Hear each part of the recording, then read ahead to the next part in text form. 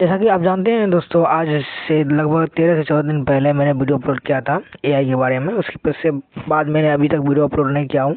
मुझे लगता है मुझे बस टाइम नहीं मिल रहा है, इसीलिए मैंने चाहा कि स्क्रीन रिकॉर्डिंग करके आप सभी को क्वेश्चन आंसर जैसे कि यहाँ ऑब्जेक्टिव वगैरह हो सभी करवाया जाएगा और आप सभी टाइम टू टाइम इसे देखिए ताकि रिविज़न करने में आसानी होगी।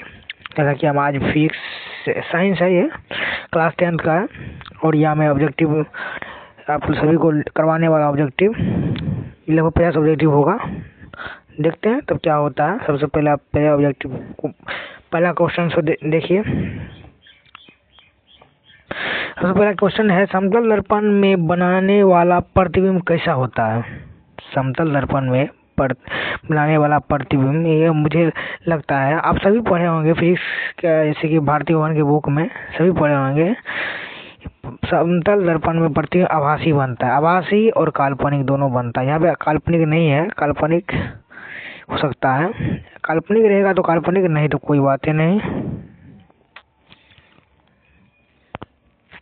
तो हम दूसरे क्वेश्चन पे जाते हैं। दूसरी क्वेश्चन है, अवतल दर्पण का उपयोग कहाँ किया जाता है? अवतल दर्पण का उपयोग कहाँ किया जाता है? तो सबसे पहले अवतल दर्पण का उपयोग कहाँ कहाँ होता है? गाड़ी में तो होता नहीं, गाड़ी में होता है नहीं, कट्टा मारेंगे। ना ही सड़क पे उपयोग होता है, ना ही खिड़की में उपयोग होता है। ये होता है दाढ़ी बनाने में। मेरा बी ऑप्शन आप सभी का कमेंट में जरूर डालिएगा, बी ऑप्शन सही होगा। ठीक है, यहाँ पे अब देख सकते 3 नंबर क्वेश्चन है। अब उत्तल दर्पण का हो चुका है, उत्तल दर्पण। ताकि उत्तल दर्पण में है, उत्तल दर्पण का उपयोग किस में होता है? उत्तल दर्पण का उपयोग किस में होता है? उत्तल दर्पण का उपयोग लगभग जैसे यहाँ पे वाहन के रिपेयर यू मिरर में नहीं, ये गलत है। सोलर कुकर में गलत है। कैमरे में गलत है। यहाँ टॉर्च में तो उत्तल दर्पण का उपयोग होता है, सब उत्तल दर्पण का उपयोग होता है। यहाँ कैमरे में भी उत्तल दर्पण का उपयोग होता है और वाहन के उत्तल दर्पण का उपयोग होता है। इसमें होगा आपका COD दोनों होगा, क्योंकि हम जैसा कि हम देख रहे हैं कि टॉर्च में अवतल दर्पण के कारण ही वो परावर्तन ज़्यादा दूर जाता है। सौर कुकर में भी अवतल दर्पण का उपयोग होता है। वाहन के साइड मिरर में आप देखे होंगे उत्तल दर्पण का उपयोग होता है और कैमरा में उत्तल दर्पण का उपयोग होता है। नहीं तो होता है तो आप गूगल कर लीजिए, पता चल जाएगा आपको। यहाँ पे देखिए प्रकाश का क्या लिखा है? प्रकाश का SI मात्रक क्या है? प्रकाश का SI मात्रक कैंडला, जूल, लैक्स, न्यूटन तो ये बल का होता है और ये कैंडला तो होगा नहीं, इसमें लैक्स होगा, बी नंबर ऑप्शन। आगे क्वेश्चन चलते हैं। लेंस की क्षमता को मात्रक क्या कहते हैं? लेंस क्षमता की मात्रक क्या कहते हैं? लेंस से अगर आप फिजिक्स अच्छे से पढ़े होंगे तो यहाँ आप देखते होंगे, यहाँ लिखा हुआ है डायप्टर।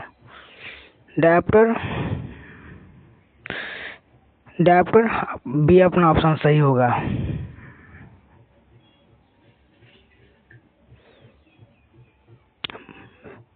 ये दूसरा चैप्टर शुरू हो गया है, मानव नेत्र और रंगीन संसार। यहाँ सब देखिए, निकट दृष्टि दोष के कारण निकट दृष्टि दोष को दूर करने के लिए कौन सा लेंस का प्रयोग होता है? निकट दृष्टि दोष करने के लिए नी, जैसा कि मैंने एक ट्रिक बतलाऊंगा। नी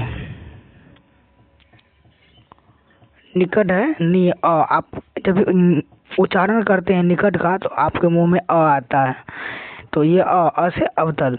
तो अब कहीं भी अगर होता है इस तरह क्वेश्चन तो आप राइट अवतल दर्पण आँख मूंद के लगा सकते हैं, आपका सही होगा 100%। अगला क्वेश्चन, दूर दृष्टि दोष में कौन सा लेंस होता है? दूर, जैसा कि यहाँ पे भी दूर है, तो दूर जब आप पढ़ते हैं दूर तो आपके मुंह में आता है ऊ, तो ऊ से उत्तल आँख मूंद के आप उत्तल मार दीजिए, आपका 100% सही होगा उत्तल ऑप्शन बी। इंद्रधनुष बनने का कारण क्या है? वर्ण विक्षेपण, वर्ण विक्षेपण बनने के कारण इसका 100% आंसर होगा आपको वर्ण विक्षेपण। चलिए आगे क्वेश्चन देखते हैं।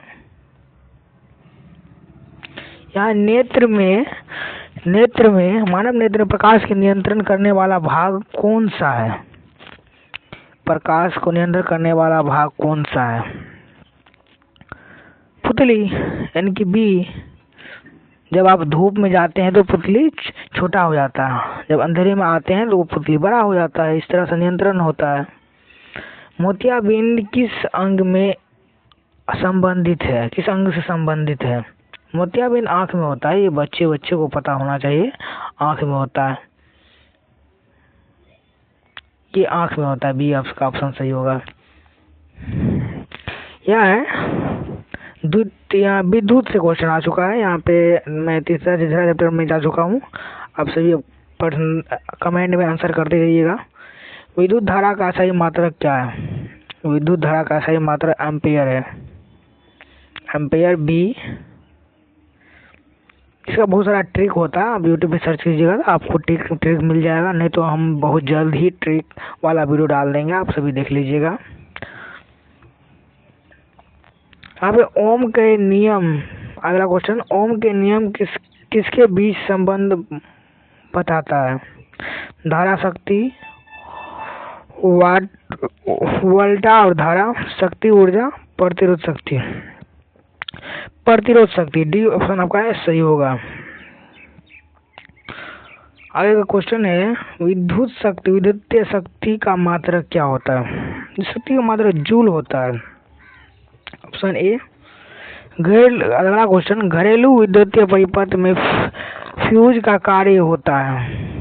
धारा बढ़ाना, धारा घटाना, सुरक्षा करना, बल्ब जलाना। यहाँ पे घरेलू जो विद्युत परिपथ में फ्यूज का कार्य उतना होता है कि वह सुरक्षा प्रदान करे। जैसे कि अब कहीं आग शॉर्ट आउट लग जाता है तो वहाँ पे फ्यूज निकाल दिया जाता है, जिससे करंट वहाँ रुक जाता है, उससे आगे पहुँच नहीं पाता है। आगे क्वेश्चन है, विद्युतीय ऊर्जा का व्यवहारिक क्या है? व्यावसायिक मात्रक क्या है? किलोवाट घंटा। किलोवाट घंटा, बी ऑप्शन सही होगा। आप चैप्टर 4 में चुंबकत्व, यहाँ है विद्युतीय मोटर किस सिद्धांत पर कार्य करती है? चुंबकीय प्रभाव, रासायनिक अभिक्रिया और चुंबकीय प्रेरण। हाँ, बी ऑप्शन सही होगा, विद्युतीय चुंबकीय प्रेरण। अब बहुत सारे गाइड में ये क्वेश्चन रहता है और ये क्वेश्चन बार बार पूछे जाते हैं।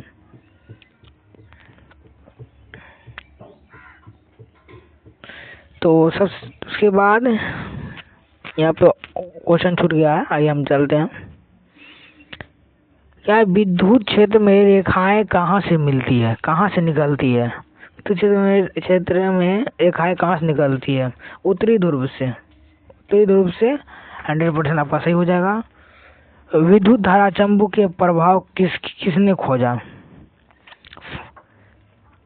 किसने खोजा, ये आपका ऑप्शन हो जाएगा। ऐसा कि ये अगला क्वेश्चन है, चुंबकीय प्रभाव किसने खोजा? न्यूटन तो नहीं हो सकता है, स्टेड, आइंस्टाइन, फ्राइडे।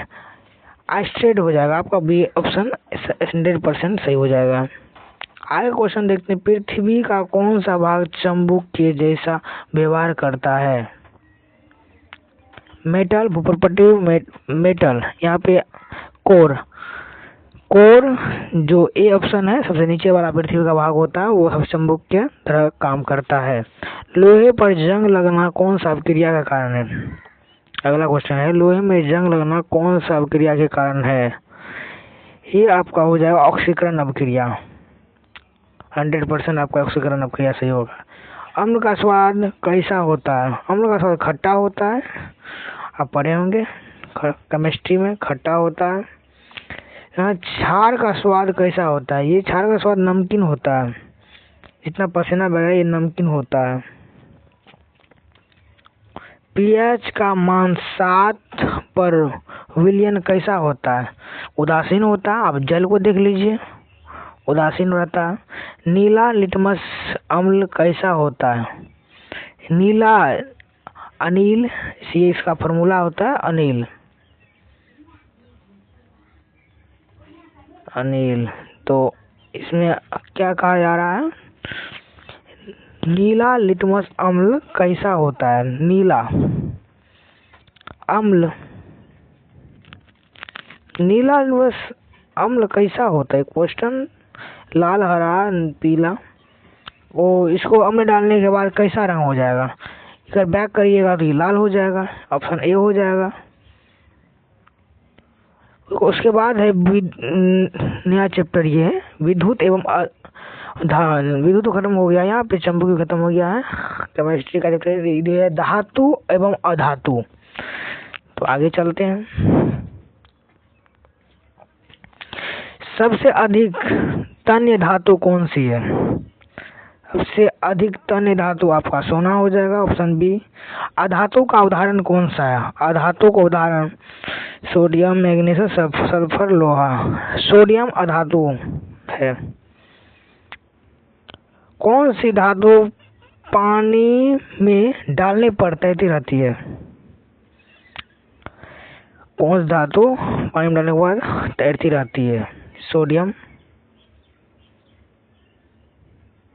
धातुएं समानताएं कैसे होती है, धातु चमकीला होती है, इसकी विशेषताएं पढ़े हुए, भौतिक गुण, चमकीला होती है धातुएं।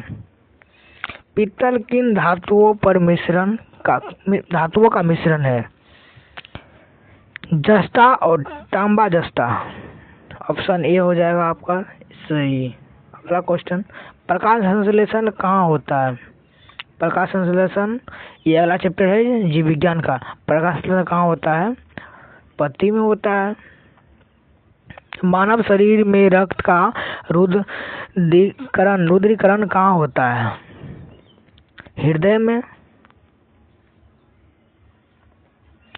मनुष्य में गुणसूत्र की संख्या कितनी होती है, 23 जोड़ी होती है, यानी कि 23, मनुष्य में गुणसूत्र की संख्या कितनी होती है, 23 जोड़ी 23 होती है। यहाँ पे गुणसूत्र की संख्या पूछी जा रही, तो इसका 23 होगा। कितनी जोड़ी होगी ना, कितनी जोड़ी होगा 23, अगर गुणसूत्र की संख्या कितनी होगी, 46 होगा, क्योंकि यहाँ पे गुणसूत्र जोड़ी नहीं पूछी गई है, डायरेक्ट गुणसूत्र की संख्या 46 होगा। रक्त का लाल रंग का कारण क्या है, हीमोग्लोबिन, हीमोग्लोबिन के कारण रक्त लाल होता है। यहाँ आप देख सकते हैं और भी ऑप्शन है, RBC, WBC, red blood, white blood. तो यहाँ पे 8वां क्वेश्चन देखिए, पर्यावरण परत, 8वां क्वेश्चन नहीं 8वां चैप्टर है ये। ओजोन परत किससे रक्षा करती है, प्रारंभिक क्या है, यूवी किरणें, वर्षा, ताप, धूल। यूवी इसका फुल फॉर्म मैं अभी कंफ्यूज हूँ, फिलहाल इसका ऑप्शन हो जाएगा बी, यूवी किरणें। इस तरह क्वेश्चन नहीं आएगा, ये यूवी को हिंदी में लिखा रहता है। ठीक है, आगे क्वेश्चन देखते हैं। जैव निम्नीकरण पदार्थ कौन सा है, जैसा प्लास्टिक, कांच, कागज, पॉलीथीन। यहाँ पर देखिए, अगर प्लास्टिक को अगर जलाया जाता है तो वो कभी जलता है, पिघल कर छोटा प्रकार बन जाता है, पॉलीथीन भी वही है, कांच भी है। लेकिन कागज अगर जलाया जाएगा तो वो जल के राख बन जाता है। वो ये हो गया जैव निम्नीकरण पदार्थ का, इसमें कागज होगा। ठीक, जल प्रदूषण का मुख्य कारण क्या है, जल प्रदूषण का मुख्य कारण है वर्षारोपण, औद्योगिक अपशिष्ट, स्वच्छता, वर्षा। सबसे प्रमुख जो कारण है स्वच्छता होगा जल प्रदूषण में। हम लोग स्वच्छता में रहते हैं तो जल प्रदूषण नहीं होता है, जो बात है। सीएनजी का पूरा नाम क्या है, compressed natural gas, B option आपका 100% सही होगा, बी ऑप्शन इसका। सीएनजी का पूरा नाम, सीएनजी का। या अगला क्वेश्चन, ऊर्जा का अक्षय क्षेत्र कौन सा है, अक्षय क्षेत्र, हाँ, कोयला, पेट्रोलियम, ऊर्जा, डीजल। ऊर्जा का इनमें से कोयला होगा।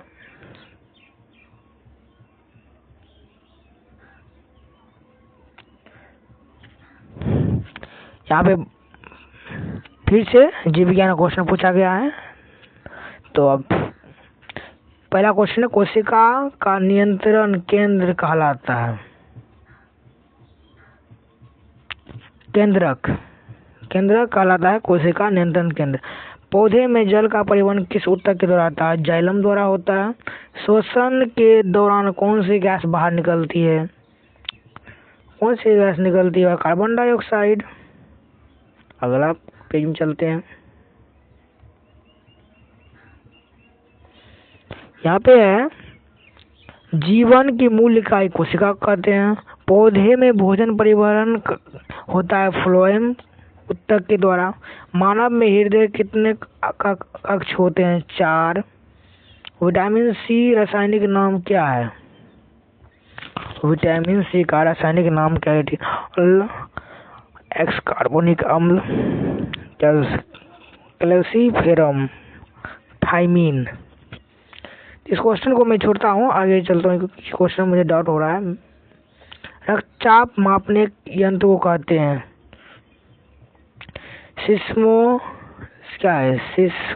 सिस्मोमेनोमीटर, बैरोमीटर, थर्मामीटर, माइक्रोस्कोप। नहीं, इसका ऑप्शन सी हो जाएगा। हरा पौधों में कौन सी गैस का उपयोग करता है? वो कार्बन डाइऑक्साइड का उपयोग करता है और बदले में हमें ऑक्सीजन प्रदान करता है। तो यहाँ खत्म होता है लास्ट क्वेश्चन। जीवाश्म ईंधन का उदाहरण कौन सा है? जीवाश्म ईंधन कोयला हो गया, कोयला हो गया। यहाँ क्वेश्चन खत्म होता है। अब अगले चैप्टर में हम पढ़ेंगे, ये इसका पार्ट 2 आ जाएगा बहुत जल्दी। अब ये पार्ट 1 हो गया, अब सही बहुत जल्दी आ जाएगा। सबसे पहले मैं लिखना चाहूँगा पार्ट 2 वीडियो में हम पढ़ेंगे। एंड उसमें मुझे लगता है SST को कवर किया जाए क्योंकि SST का अभी तक कोई वीडियो नहीं अपलोड हुआ है। उसके बाद ज़्यादा उसमें जियोग्राफी पर हम बात करेंगे और जियोग्राफी में कुछ चैप्टर को अंडरलाइन करते हुए नोट्स बाय नोट्स हम PDF वगैरह उसमें पढ़ाएंगे, जिसमें आप सभी को पूरा क्लियर हो जाएगा। एंड ऑब्जेक्टिव करवाएंगे। बस आप सब्सक्राइबर कुछ 2-4 बढ़ने दीजिए, उसके बाद हम लाइव आपके सामने क्वेश्चन करवाएंगे। आप सभी आप रहिएगा, लाइव आइएगा, जिससे आप सभी कुछ सीख पाइएगा। तब तक के लिए जय हिंद दोस्तों, बने रहिए इसी तरह। एजुकेशन को सपोर्ट कीजिए। धन्यवाद।